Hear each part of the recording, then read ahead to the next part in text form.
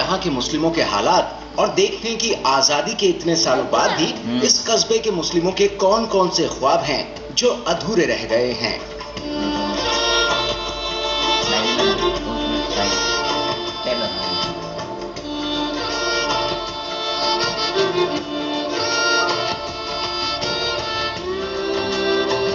रायपुर की खास बात यह है कि साफ सफाई के लिहाज से ये कस्बा दूसरे शहरों और कस्बों के मुकाबले काफी आगे है। यहाँ ज्यादातर गली मोहल्ले साफ सुथरे हैं और वक्त पर साफ सफाई होती है। आइए सबसे पहले देखते हैं तालीमी हालात।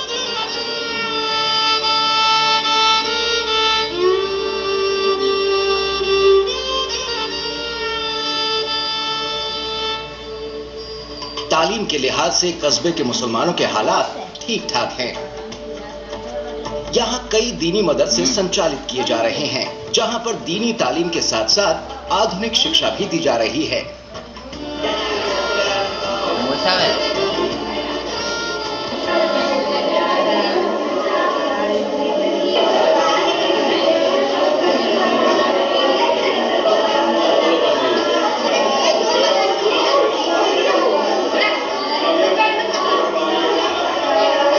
ऐसा मदरसा मैंने देखा यहाँ पे आती हुए, मैं पहली ड्यूटी लगी मेरी यहाँ पे कि ये सरकारी भी है, नहीं तो मैं जहाँ भी रहा हूँ तो उस मदरसे को रजिस्ट्रेशन करवाया हूँ सरकार की तरफ से। तो इंशाअल्लाह ताला मेरी कोशिश है कि सरकार के पास हम भी मांग रखेंगे इस मदरसे के लिए कि सरकार हमारे मांग को पूरी करे। लेटरिन बाथरूम सही नहीं है, सारी चीज़ें मदरसे के अंदर हर चीज़ कहता है, अच्छा रूम नहीं है, क्वार्टर नहीं है, बहुत ऐसी सारी बातें, जैसे गंदगियाँ है, गंदगी को साफ करने वाला भी नहीं है, तो इस तरह बहुत कमी है मदरसे के अंदर। अभी कई सुविधाएं दी जा रही हैं। इन सुविधाओं में कंप्यूटर शिक्षा से लेकर मुफ्त में किताबें और खेलने के सामान मुहैया कराए जाते हैं। साथ ही इन मदरसों में मिड डे मील की सहूलियत भी मिलती है। इसके अलावा यहाँ मदरसा और कंप्यूटर पैरा टीचर्स भी दिए गए हैं।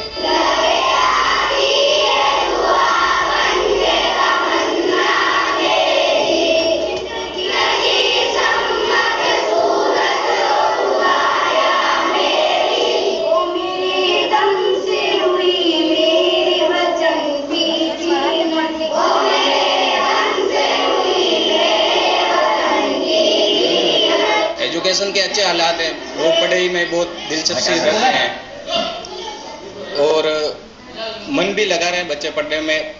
गार्जियन भी मदद कर रहे हैं, गार्जियन भी हमारी मदद कर रहे हैं और अच्छी है एजुकेशन। पोशाक की कमी है, इनके पोशाक नहीं है बच्चों के एजुकेशन के लिए कमरे नहीं है सही ढंग से, पढ़ाई में दिक्कत आती है, सब पास में बैठते बच्चे, हो हल्ला होता है, इसलिए कमरों की व्यवस्था हो जाए, ये सरकार से उम्मीद है कि कमरे बन जाए। इन मदरसों में तालीम हासिल करने वाले कई बच्चे दूसरे हिंदी और इंग्लिश मीडियम स्कूलों में भी पढ़ाई कर रहे हैं।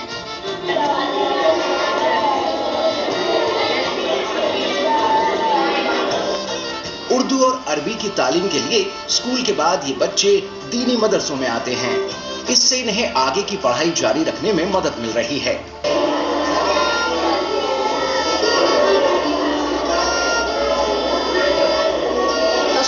हज़रत मोहम्मद मुस्तफ़ा सल्लल्लाहु अलैहि वसल्लम खुदा की तरफ से दीन इस्लाम लेकर तशरीफ लाए तो दुनिया भर के सोती हुई औरतों की किस्मत का रास्ता चमक उठा और इस्लाम के बदौलत जालिम और मर्दों की जुल्म व सतम से कुचला। गर्मी की छुट्टी के बाद जाने क्या कि पढ़ाई जाती है, अरबी उर्दू ही पढ़ाई जाती है जैसे, और क्या कि अभी एक टीचर होने की वजह से एक घर चले गए, एक वजह से दबाव आने की वजह से इतने बच्चे को अकेला संभालना की वजह से दो ही सब्जेक्ट पढ़ाई जाती है, एक अरबी एक उर्दू बस।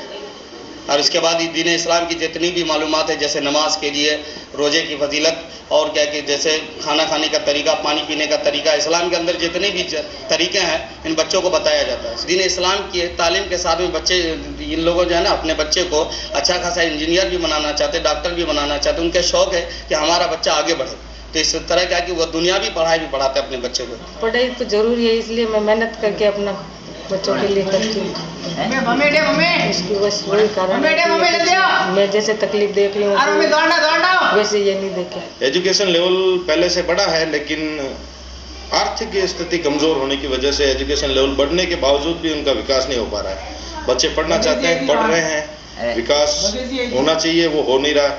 पढ़ते हैं लेकिन उनका आर्थिक स्थिति कमजोर है कि वो आगे पढ़ नहीं पा रहे हैं, तो उसकी वजह से शिक्षा के लिए गवर्नमेंट को इस बारे में ध्यान देना चाहिए कि उनको शिक्षा का विकास किस तरह हो। और रही बात छात्रवृत्ति की, तो बच्चों को छात्रवृत्ति बराबर नहीं मिल पा रही है।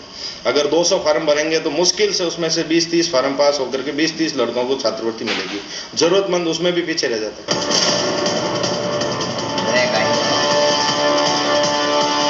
चेहरे पर किसी भी प्रकार के